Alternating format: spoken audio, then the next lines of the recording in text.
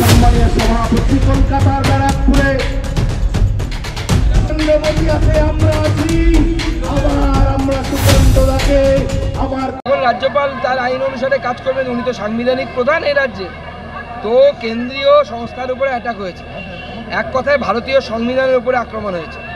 এখন তো তৃণমূলও তো স্বীকার করছে যে অন্যায় হয়েছে, কেউ কেউ অল্প স্বরে স্বীকার করছে, ভয়ে বলতে পারছে না, কারণ শেখ শাহজাহান মুখ্যমন্ত্রীর খুব কাছের, ভাইপোর খুব কাছের। তো অসুবিধা নেই, সাংবিধানিক প্রধানকে যদি প্রয়োজন হয় সাংবিধানিক যে দায়িত্ব সেই দায়িত্ব পালন করতে হবে।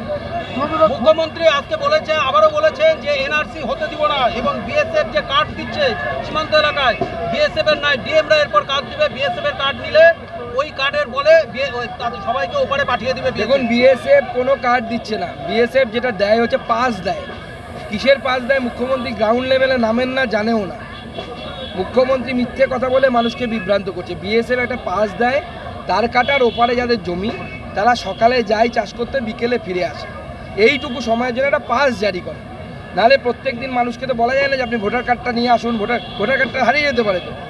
তো ওই পাস নিয়ে যায়, পাস নিয়ে আসে। মুখ্যমন্ত্রীর আসল উদ্দেশ্য এর মাধ্যমে বাংলাদেশ থেকে লোক ঢোকানো, বাংলাদেশ থেকে লোক ঢুকিয়ে এই জেলাগুলোর, এই যে সীমান্তবর্তী জেলাগুলোতে জনসংখ্যা জনবিন্যাস পরিবর্তন করে দেওয়া, বাংলাদেশের লোকেদেরকে ঢুকিয়ে দেওয়া, রোহিঙ্গাদেরকে ঢুকিয়ে দেওয়া, এই প্ল্যান নিয়ে মুখ্যমন্ত্রী আবারও বলেছেন এনআরসি হতে দিব না।